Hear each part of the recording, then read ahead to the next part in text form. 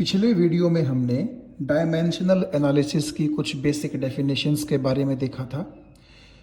Dimensional analysis का अब तक आप मतलब समझ गए होंगे। डायमेंशनल का मतलब मैंने आपको बता दिया था कि वो पावर्स होती हैं, ठीक है। और एनालिसिस का मतलब है किसी भी चीज़ को पढ़ना या उसका एनालिसिस करना, ठीक है, उसके बारे में अच्छे से जानना। तो जब भी हम किसी फिनोमेना का, किसी फिजिकल क्वांटिटी का डायमेंशंस की हेल्प से स्टडी करते हैं तो उसको बोलते हैं डायमेंशनल एनालिसिस। आज हम देखते हैं कि ये डायमेंशनल एनालिसिस का यूज़ क्या है। मेनली आपके सिलेबस में 3 यूज़ जो हैं इसके दे रखे हैं। उनमें से आज हम पहला यूज़ करने जा रहे हैं और वो यूज़ ये है कि अगर आपको कोई फिज़िकल क्वांटिटी एक सिस्टम से दूसरे सिस्टम ऑफ यूनिट्स में अगर कन्वर्ट करनी हो तो किस तरह करेंगे। अब इसका मीनिंग क्या है, देखिए मान लीजिए मैं थोड़ा सा लिख भी देता हूँ इसके ऊपर साथ साथ। आप कहते हैं, सपोज कीजिए कि जी 1 मीटर जो है वो 100 सेंटीमीटर के बराबर होता है। ये बड़ी आसान सी कन्वर्जन है जो आप सब जानते हैं। अब आप देखिएगा, मीटर जो है वो लेंथ की एसआई यूनिट है और सेंटीमीटर मैंने आपको पहले ही बताया था पिछले लेक्चर्स में कि सीजीएस यूनिट है। तो इसका मतलब है कि 1 मीटर को जब आप सेंटीमीटर में कन्वर्ट करते हैं तो बेसिकली आप एक सिस्टम ऑफ यूनिट से दूसरे सिस्टम ऑफ यूनिट में जा रहे हैं। और अगर यहाँ मैं नाम लेके स्पेसिफाई करूँ तो आप समझ सकते हैं कि मैं एसआई सिस्टम से कहाँ जा रहा हूँ, सीजीएस सिस्टम में जा रहा हूं। मैं सीजीएस से एसआई में भी जा सकता हूं, ठीक है। तो इस तरह एक सिस्टम ऑफ यूनिट्स से दूसरी सिस्टम ऑफ यूनिट्स में जब आप कन्वर्जन चाहते हैं तो वो कन्वर्जन आप कर सकते हैं। किसका यूज करते हुए? डायमेंशनल एनालिसिस का यूज करते हुए। अब हम यही देखेंगे कि ऐसा कैसे हम कर सकते हैं। तो देखिएगा, सबसे पहले मैं आपको ये कुछ चीज़ें यहाँ थोड़ी सी बता दूं, ये आगे हेल्पफुल होंगी हमारे। ये फॉर्मूला आपने 9th में पढ़ा है, F is equal to m a. अगर आप मास की यूनिट एसआई में देखेंगे तो वो किलोग्राम होती है और एक्सेलरेशन की होती है मीटर पर सेकंड स्क्वायर। ये हम पहले भी डिस्कस कर चुके हैं, ठीक है। तो किलोग्राम मीटर पर सेकंड स्क्वायर देखा जाए तो फोर्स की यूनिट बनेगी, लेकिन न्यूटन के ऑनर में हमने इसी किलोग्राम मीटर पर सेकंड स्क्वायर का नाम क्या रख दिया? न्यूटन।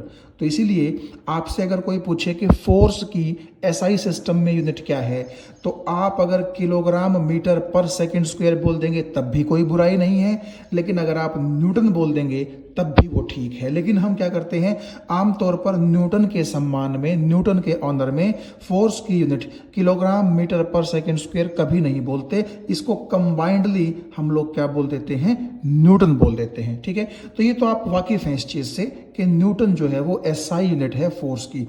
लेकिन सीजीएस यूनिट शायद अभी तक आपने नहीं पढ़ी होगी, फोर्स की सीजीएस यूनिट। तो देखिए, सीजीएस यूनिट के लिए हमें क्या करना है, जैसे मास की और एक्सेलरेशन की आपने ऊपर एसआई यूनिट पुट कर दी थी, यहां पर आप क्या पुट कर देंगे? सीजीएस यूनिट पुट कर देंगे। तो आपको मालूम है कि मास की सीजीएस यूनिट ग्राम होती है, क्योंकि आप देखिएगा सी से सेंटीमीटर, जी से ग्राम, एस से सेकंड, ठीक है। तो मास की जगह मैंने ग्राम पुट कर दिया। एक्सेलरेशन, अब देखिएगा सीजीएस में जो है सेंटीमीटर यूज होता है, तो मीटर किससे रिप्लेस हो जाएगा? सेंटीमीटर से। लेकिन क्योंकि टाइम की यूनिट तो एसआई में भी सेकंड है तो यहां भी क्या रहेगी? सेकंड ही रहेगी। तो कुल मिलाकर के फोर्स को आप लिखेंगे एम ए और उसकी यूनिट्स लिखेंगे ग्राम इंटू सेंटीमीटर इंटू पर सेकेंड स्क्वायर, ठीक है जी। तो ग्राम सेंटीमीटर पर सेकंड स्क्वायर को डाइन बोला जाता है, DYNE। जैसे इसका नाम आपने रखा था न्यूटन, इसी तरह ग्राम सेंटीमीटर पर सेकंड स्क्वायर का नाम क्या रखा गया है? डाइन।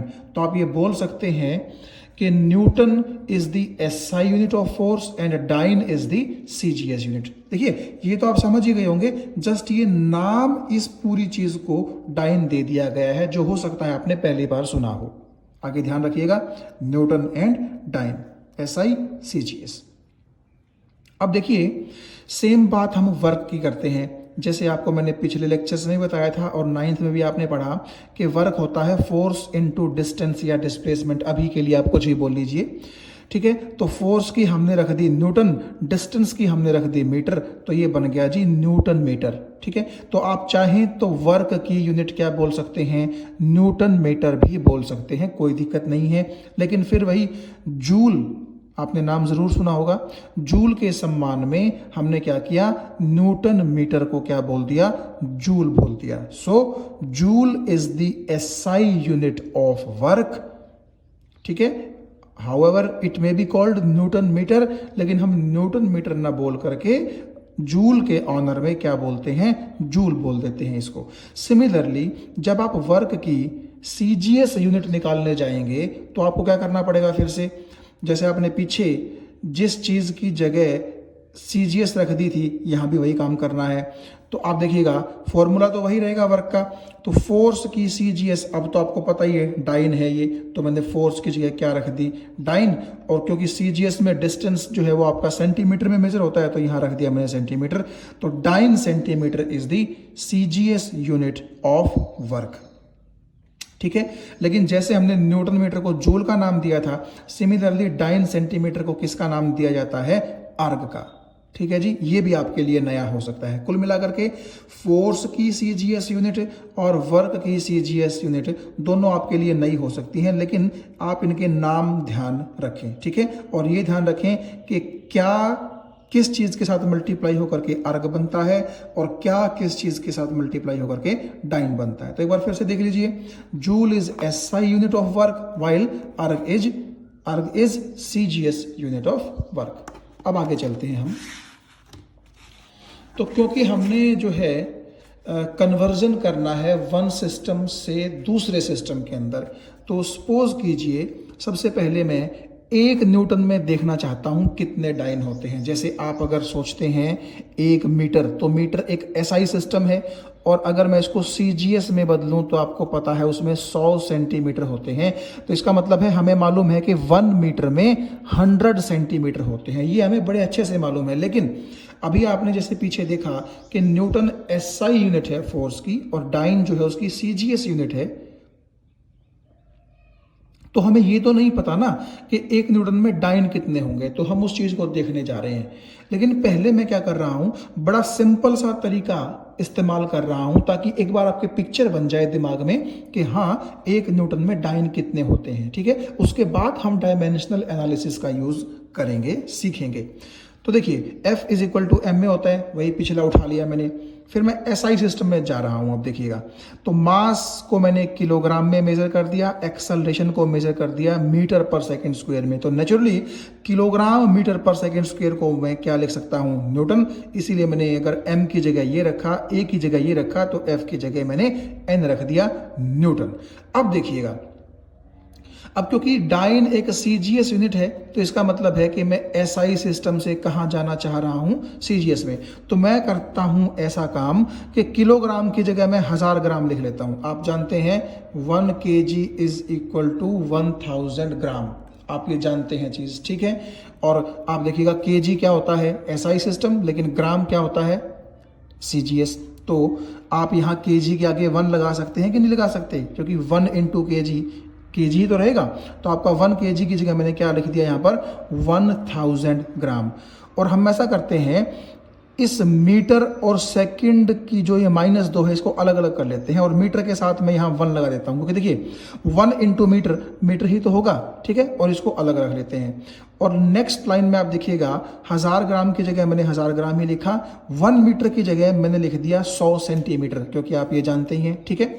और सेकंड स्क्वायर की जगह सेकंड स्क्वायर नहीं है, सेकंड की -2 है, सेकंड की -2 की जगह 1 इंटू सेकंड की -2 लिख दिया, क्योंकि 1 एक ऐसी चीज है आप किसी के साथ भी मल्टीप्लाई या डिवाइड करें कोई फर्क नहीं पड़ता, ये सिर्फ समझने के लिए है।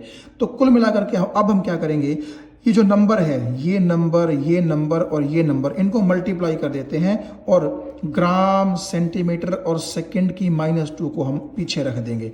तो देखिए 1 के पीछे 3 0 यहाँ है और 2 0 यहाँ है, तो कुल मिलाकर के मैं 10⁵ लिख सकता हूँ। तो ग्राम सेंटीमीटर पर सेकंड स्क्वायर ये आपका अलग से आ गई, और आप पीछे पढ़ चुके हैं। यहाँ देखिएगा ग्राम सेंटीमीटर पर सेकेंड स्क्वायर, इसी को आपने क्या बोला था, डाइन।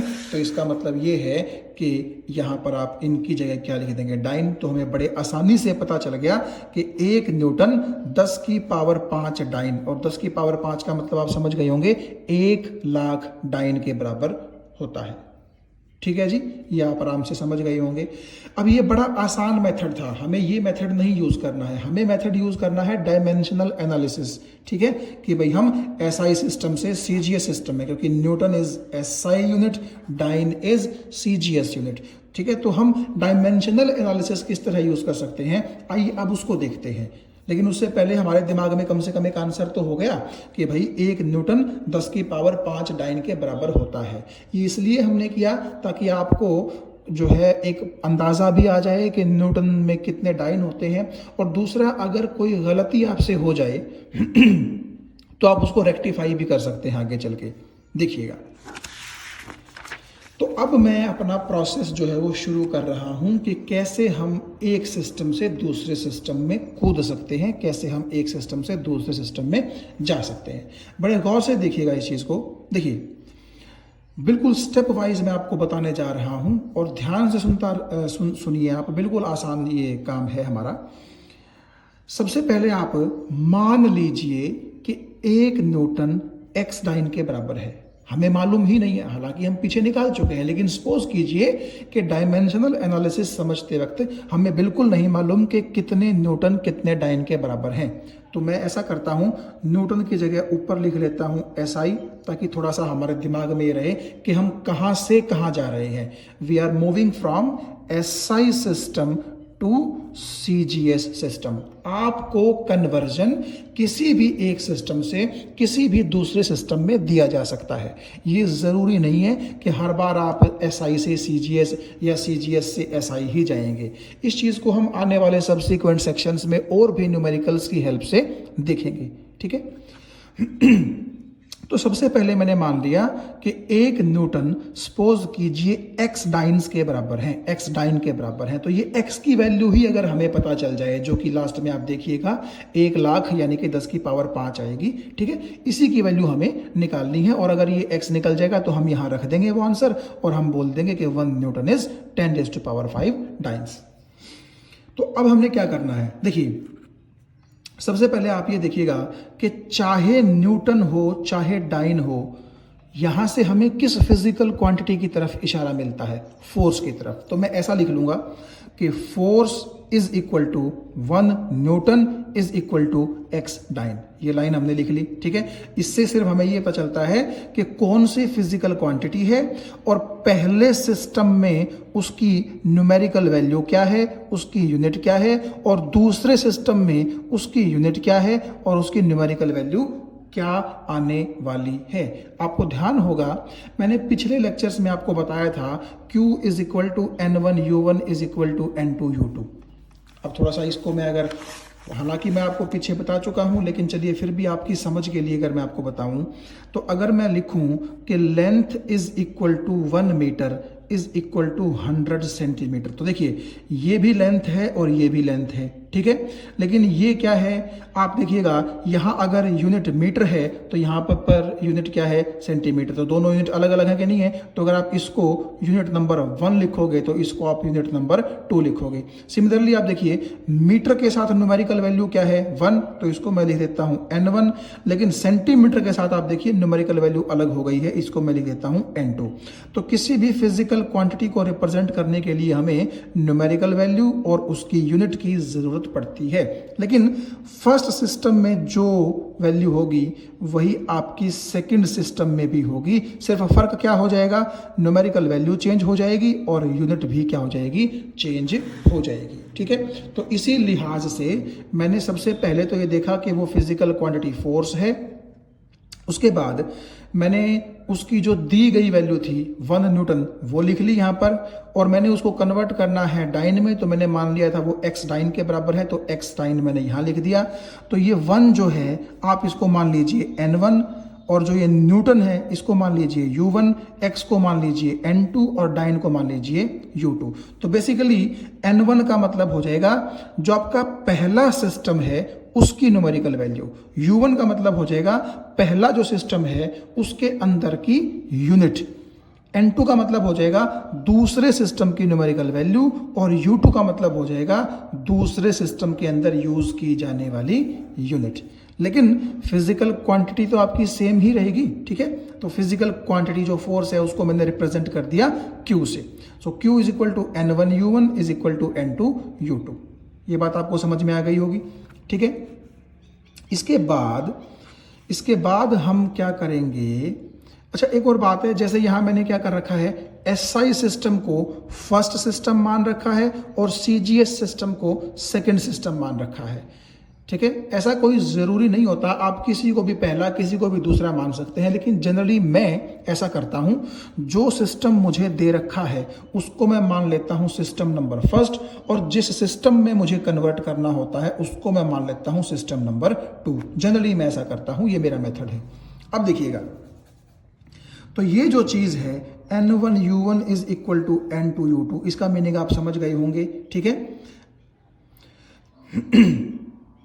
N1 की जगह N1 आप देखिए, N1 मैंने कहा था फर्स्ट सिस्टम में न्यूमेरिकल वैल्यू है, तो क्योंकि फर्स्ट सिस्टम मैंने SI सिस्टम माना हुआ है, SI सिस्टम को मैंने फर्स्ट सिस्टम माना है, तो उसमें न्यूमेरिकल वैल्यू 1 है, तो N1 की जगह मैं यहाँ क्या पुट कर देता हूँ 1।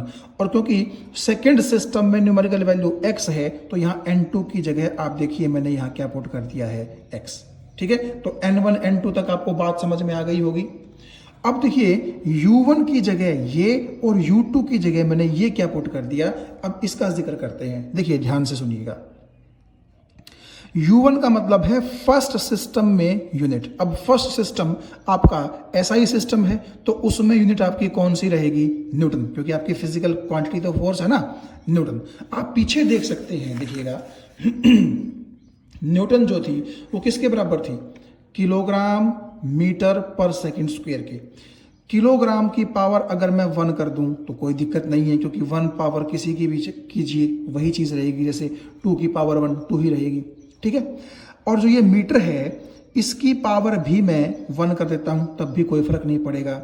लेकिन सेकंड की पावर -2 है, तो इसको मैं सेकंड की पावर -2 ही रखता हूं। तो कुल मिला के मैं इसको ऐसे लिख लेता हूं, देखिएगा कि किलोग्राम की पावर 1, ठीक है जी, मीटर की पावर 1 और सेकंड की पावर -2। तो देखा जाए तो ये न्यूटन ही तो है, जस्ट इसको लिखने का तरीका कुछ बदल गया है। अब देखिएगा, किलोग्राम से मुझे किसकी सेंस आ रही है, मास की, ठीक है, तो मास की पावर 1 कर देता हूं।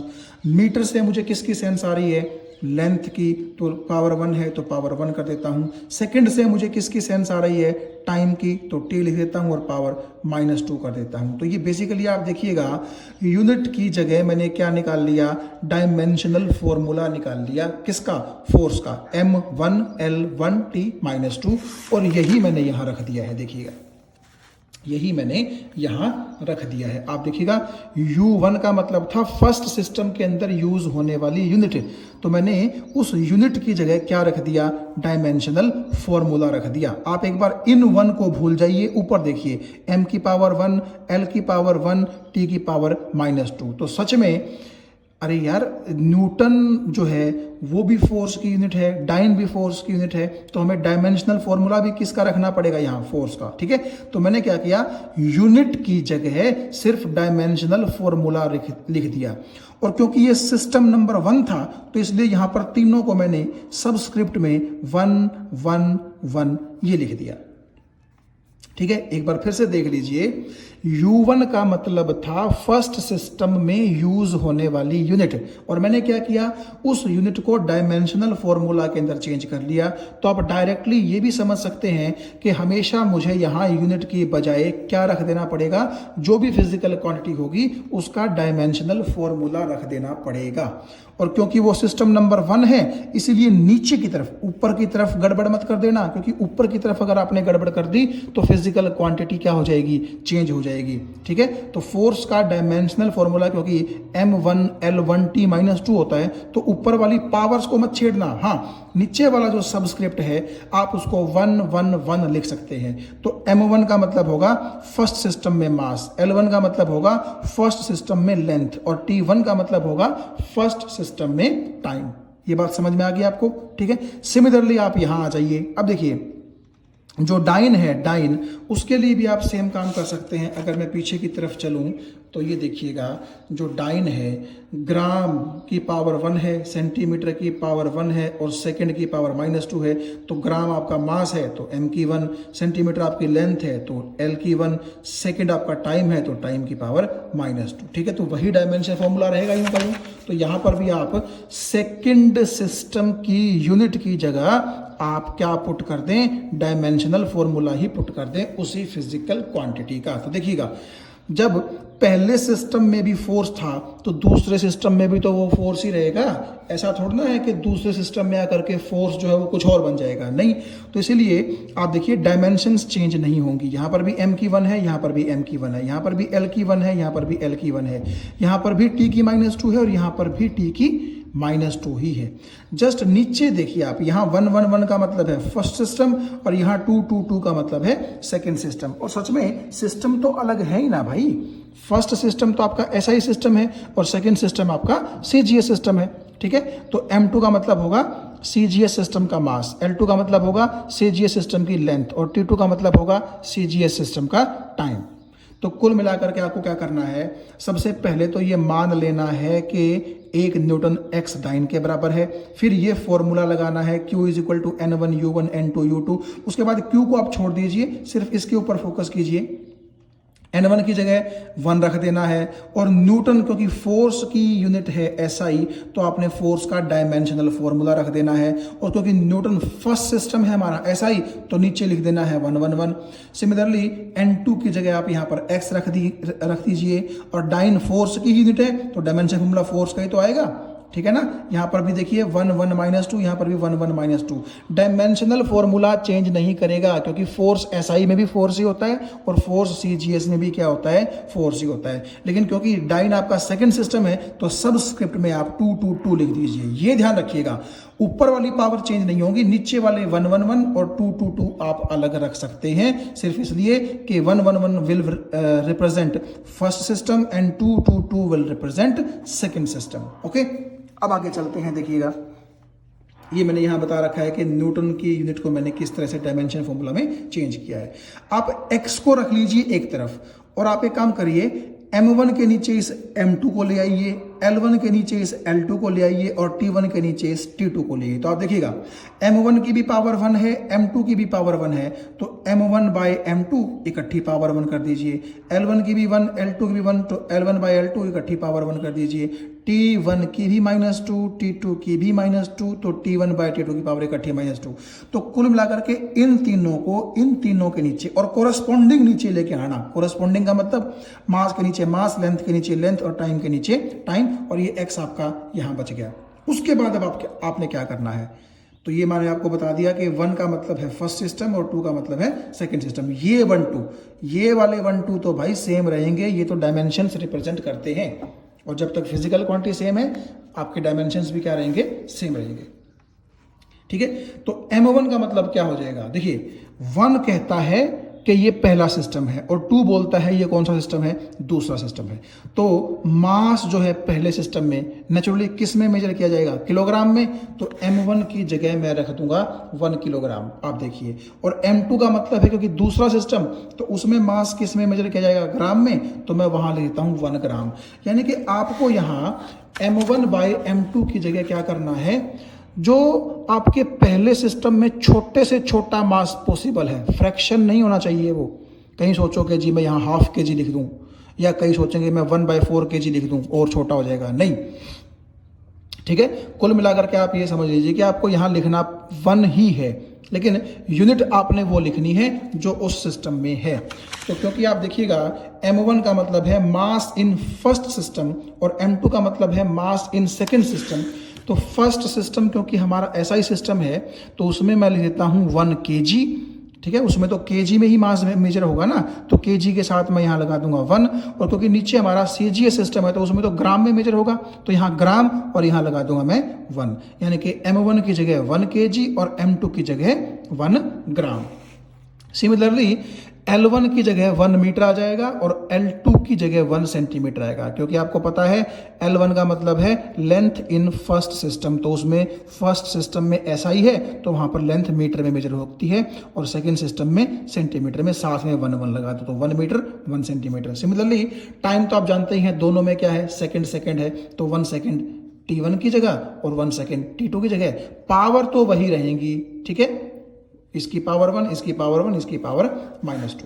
तो आपने आगे से एक चीज ध्यान क्या रखनी है कि जब ऐसी सिचुएशन आ जाए कि आपको M1 M2 L1 L2 T1 T2 की वैल्यू पुट करनी पड़े, तो आप क्या करेंगे, जो आपके मासेस, जो लेंथ और जो टाइम उस सिस्टम में है, छोटे से छोटे जो पॉसिबल हैं, उनकी वैल्यू आपने वहां रख देनी है।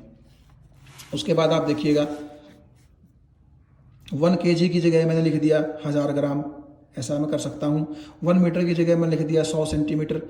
अब इसको तो क्या कन्वर्ट करेंगे, ठीक है। अब देखिए 1 सेकंड से 1 सेकंड चल बसा, कट गया, तो 1 की पावर -2 बची, तो 1 की पावर -2 को आप इस तरह लिख लीजिए 1 डिवाइड बाय 1 की पावर 2, क्योंकि जब ऊपर जाएगा तो 1 की पावर -2 हो जाएगी, ठीक है। तो 1 का स्क्वायर 1 होता है, ऊपर 1 नीचे 1, तो कुल मिलाकर के 1, तो ये जो सारी चीज़ है ये तो आपकी कितनी आ जाएगी, 1 आ जाएगी, ठीक है जी। ये 1 ऑलरेडी है ही, ग्राम से ग्राम कट गया तो 1000 की पावर 1 1000 ही होता है, सेंटीमीटर से सेंटीमीटर कट गया तो 100 बटे 1 100, 100 की पावर 1 100 ही होता है, तो 3 0 ये और 2 0 ये, तो 10 की पावर 5 आ गया। तो x की वैल्यू देखिए कितनी आ गई हमारे पास, x की वैल्यू आ गई 10 की पावर 5, और ये वैल्यू x की जब मैं यहाँ पुट कर दूंगा तो 1 न्यूटन किसके बराबर आ जाएगा, 10 की पावर 5 डाइन के बराबर आ जाएगा। इस तरह हम प्रोसीड करेंगे। तो आपको मैं समझा दूं कि सबसे पहले तो हमें क्या करना है कि ये देख लेना है कि मान लेते हैं कि 1 न्यूटन x डाइन के बराबर है। उसके बाद अब मैं थोड़ा सा जल्दी चलूंगा, फिर मैं N1 U1 N2 U2 के ऊपर आऊंगा, ठीक है। उसके बाद N1 की जगह ये चीज़ रख देंगे, N2 की जगह ये चीज़ रख देंगे। तो चाहे न्यूटन है चाहे डाइन है तो वो फोर्स की ही यूनिट है। तो यहाँ पर हम आपका U1 U2 की जगह फोर्स का क्या रख देंगे, डायमेंशनल फॉर्मूला, और नीचे 1 1 1 और 2 2 2 हम कर सकते हैं, जो कि मतलब होगा कि वो फर्स्ट सिस्टम है कि सेकंड सिस्टम है। फर्स्ट सिस्टम वाले में नीचे 1 1 1 लगा दीजिए, सेकंड सिस्टम में नीचे 2 2 लगा दीजिए, लेकिन डायमेंशंस चेंज नहीं होंगी। कहीं सोचो कि फर्स्ट सिस्टम में डायमेंशंस कुछ और होंगे, सेकंड सिस्टम में डायमेंशंस कुछ और होंगे। देखिए चाहे फर्स्ट सिस्टम हो चाहे सेकंड सिस्टम हो, है तो वो फोर्स ही, तो फोर्स है तो डायमेंशंस चेंज नहीं होंगी। अगर कई बच्चे सोचें कि यहाँ पर L की 2 क्यों नहीं कर दी, यहाँ पर L की 2 क्यों नहीं कर दी, तो भाई अगर आप यहाँ L की 2 कर देंगे और यहाँ भी L की 2 कर देंगे तो ये फोर्स ना रह करके वर्क बन जाएगा। आप देख सकते हैं M1 L2 T-2 वर्क का डायमेंशन फॉर्मूला होता है, और ऐसा हो सकता आप यहाँ 1 रखें और यहाँ 2 कर दें, तो क्योंकि ये फोर्स हो जाएगा और ये वर्क हो जाएगा। भाई अगर ये पावर आपने 1 रखी, ये पावर आपने 2 रखी, तो M1 L1 T-2 तो क्या है, फोर्स, और M1 L2 T-2 क्या है, वर्क। ऐसा भी नहीं हो सकता कि फोर्स वर्क के बराबर हो। तो ध्यान रखिएगा, यही आप गलती करते हैं मेन। नीचे सबस्क्रिप्ट में आप 1 1 1 2 2 2 सिस्टम नंबर 1 सिस्टम नंबर 2 के हिसाब से लिख सकते हैं, लेकिन डायमेंशंस चेंज नहीं होंगी, ठीक है। उसके बाद जिस चीज को अननोन रखा है वो आप एक तरफ रखी गया। उसके बाद मास के नीचे मास, लेंथ के नीचे लेंथ, टाइम के नीचे टाइम लेकर के पावर इस तरह लिख लीजिए। उसके बाद जो वैल्यूज हैं उनकी वो लिख लीजिए और यहाँ तक आप आ जाएंगे। चलिए एक न्यूमेरिकल और करते हैं, और देखिए ये बड़ा छोटा आपको लगेगा अगर आप चीज़ें समझते हैं तो। अब हम करते हैं वर्क को SI सिस्टम से CGS सिस्टम में कन्वर्ट। तो सपोज कीजिए मैं आपसे कहता हूं कि 1 जूल को आप अर्ग में कन्वर्ट कीजिए। जूल आप देखिए SI यूनिट है और अर्ग आपकी CGS यूनिट है। अभी हम पीछे इसको सीख चुके हैं, ठीक है। तो देखिएगा मैंने कहा कि work is equal to 1 joule is equal to x erg. मैंने मान लिया कि मान लीजिए 1 जूल कितने अर्ग के बराबर है, x अर्ग के बराबर है। फिर से वही वर्क की जगह Q, ये N1 U1 N2 U2, ठीक है। पहले सिस्टम में न्यूमेरिकल वैल्यू, पहले सिस्टम में यूनिट, दूसरे सिस्टम में न्यूमेरिकल वैल्यू, दूसरे सिस्टम में यूनिट। उसके बाद तो आपको पता है कि केवल इस पर कंसंट्रेट करना है। तो N1 की जगह क्या रख देंगे, 1, ये रख दिया। और जूल क्योंकि वर्क की जो है यूनिट है, तो मैंने आपसे कहा था कि U1 की जगह क्या रख देंगे, डायमेंशनल फॉर्मूला।